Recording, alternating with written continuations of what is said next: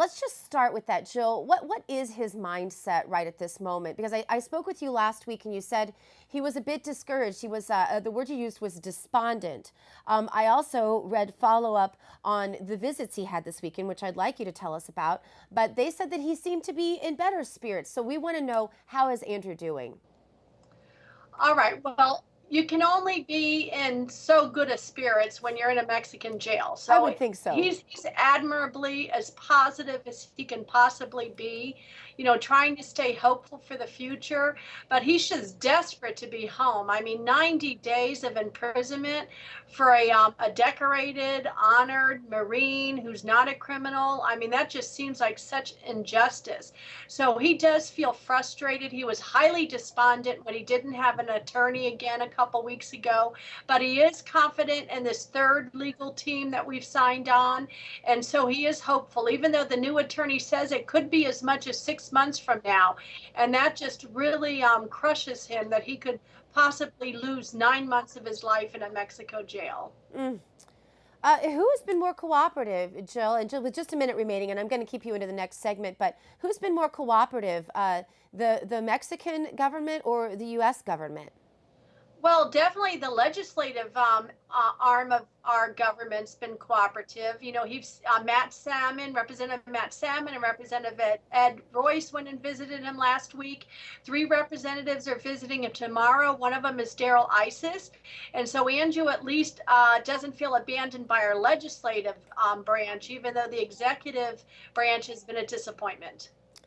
And how is the Mexican government? Are they more responsive? You said the judge has issued an order to expedite the case. Does that give you a lot of hope? Right. Yes, the judge is the only person between Andrew and freedom.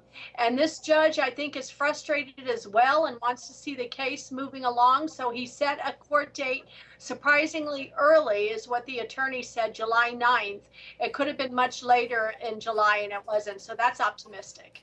That is optimistic. All right, stay with us, Mrs. Tahmooressi, because we want to come back to you. We want to hear more about Andrew specifically and how he's doing and how you're doing in this struggle, and also what you've learned in all of this that we can take away from it. So stay tuned for more Smart Life with Andrew Tahmooressi's mother, Jill, right after this.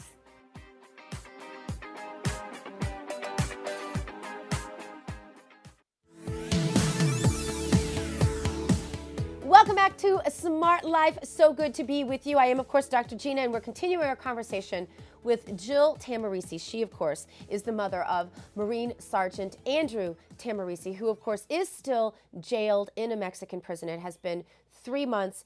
Jill, how is he doing? What was your last conversation with him? How is he feeling at this time?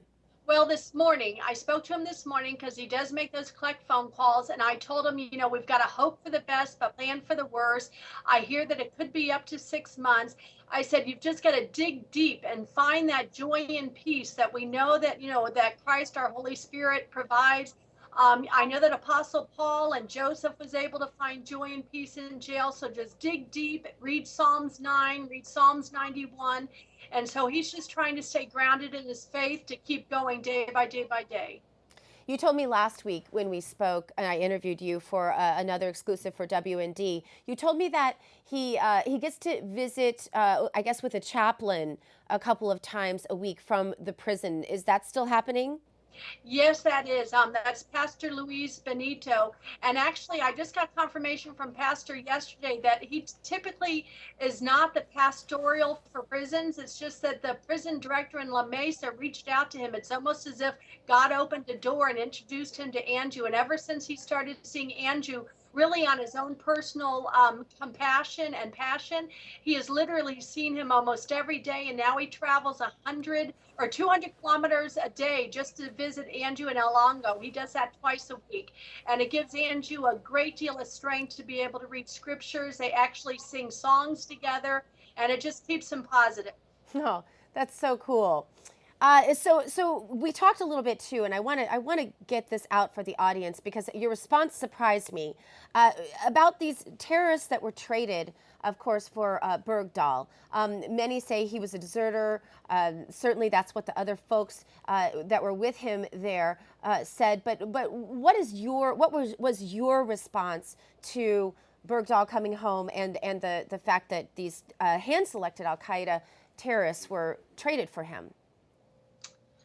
Well, I know that Andrew's situation isn't anything like Bergdahl's, and I'm sure the family's very grateful to have him home, and the fact that no soldier is left behind. I'd rather not state my own view on whether or not that negotiation and swap was appropriate or not appropriate.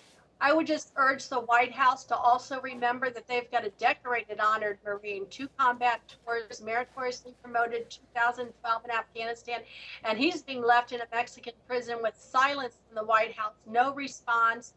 And that's frustrating, and I don't understand why this particular Marine doesn't seem to be a concern. In fact, he was only labeled as an issue. I don't see him as an issue. I see him as a grave, serious, urgent concern that the White House should be taking action on. And what was Andrew's response to the release of Bergdahl? He too just said that he's certain that the family, was grateful to have him back. Mm-hmm. So you have this hearing now, July 9th. What should we expect to actually happen there? Well, we're on reset. So what that means is we did have that hearing scheduled May 28th. So we've lost 6 weeks, but we needed to because Andrew needed to have the right attorney. He's looking at 21 years, a sentence of 21 years. So we could not go into that hearing without the confidence of our legal team. So we did lose 6 weeks in essence, but July 9th will be his new first hearing before the judge where he will give his statement about what happened when he turned out of that parking lot, Law's parking, 20 feet from the border and made that left onto that on-ramp thinking it took him to San Diego, and he got funneled into the hands of the Mexicans. So it's his opportunity to explain exactly what happened, started at 10:45 that night on March 31st.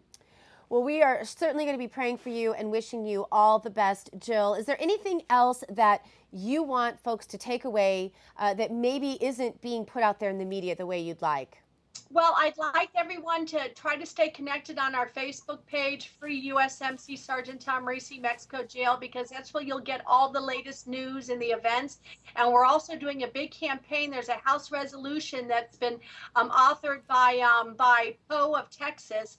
We only, I believe, have 20 representatives signed on to that resolution. So I would urge everyone to call their representatives. I know I personally spoke to Debbie Wasserman Schultz, Congresswoman Debbie Wasserman Schultz. She overlooks our neighborhood, and she said she's going to support it. Oh, that's good to hear. Good to hear. All right. Thank you so much, Mrs. Tahmooressi. We, of course, will be in touch with you. Please do give Andrew our best and let him know the whole Smart Life with Dr. Gina audience I know is praying for him all the time. So thank you. Thank you, viewers. Appreciate it. All right. All right. All the best to you.